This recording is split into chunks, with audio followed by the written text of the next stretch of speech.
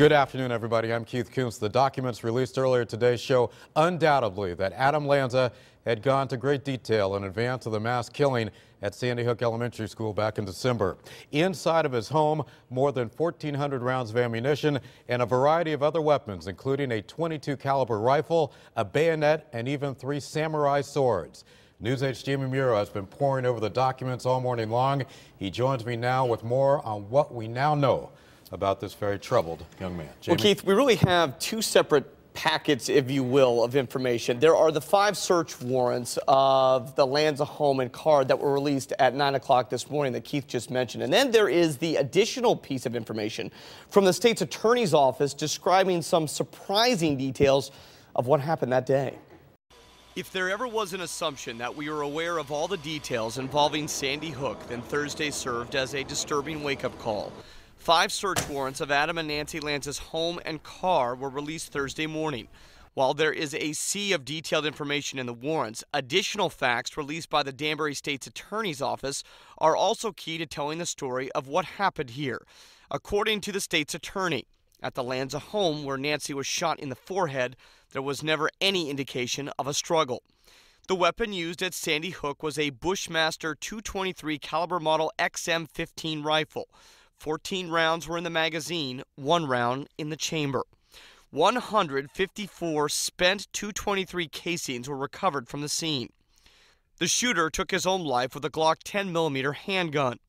From entry point to Lanza's suicide, the massacre took less than 5 minutes. A loaded 12-gauge shotgun was found in the passenger compartment of the black Honda Civic that Lanza parked in the fire lane of Sandy Hook Elementary. The guns used in the shootings were all purchased by Nancy Lanza. The gun locker found at the Lanza home was open and unlocked with no indication that it had been broken into.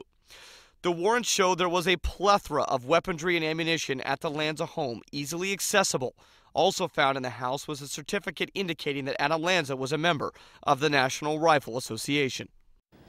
Now, the state's attorney's office also reveals that Lanza was not wearing a bulletproof vest. Those rumors were floating around for some time, and that the shootings took place in 2 of the classrooms, not 3, as some of that information that was coming out that day.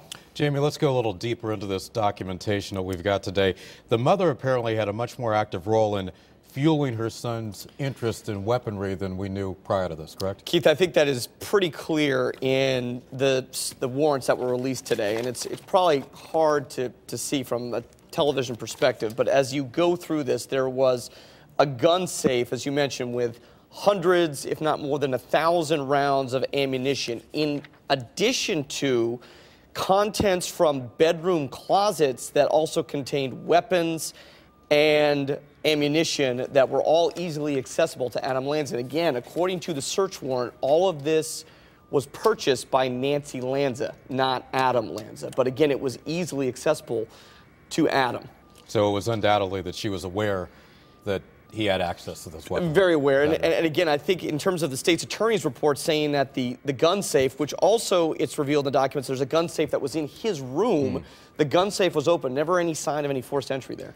There's been a lot of speculation about his interest in these violent video games, and that also is addressed in these documents, correct? And if we remember, correct. If we remember back yesterday in our newscast, we talked about how when these documents were going to be released, there was going to be some redacted information. Some of that redacted information is that of people that police talked to for their protection at this point.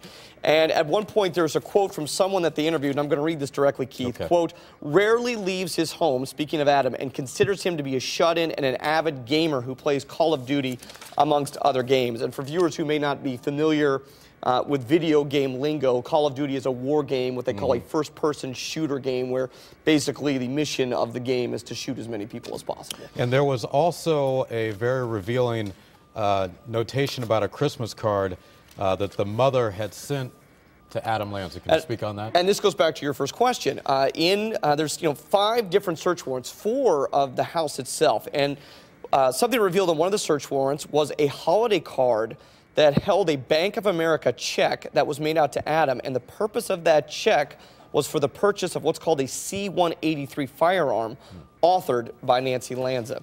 And also in that same search warrant, it's revealed that there was a report card that they found in the house of Adam Lanza, because Lanza was a student there for a short period of time at Sandy Hook Elementary. So it's interesting when you read, there's all this weaponry, but also you're reading like those day-to-day things that we all experience in our lives, in our household. Right. You get a sense of that was going on there as well. So there's kind of a divisive picture that's painted here. Okay, and you're going to have much more on that report tonight at 5 and 6. A lot to talk about, yes. All right, Jamie, Sure. thank you.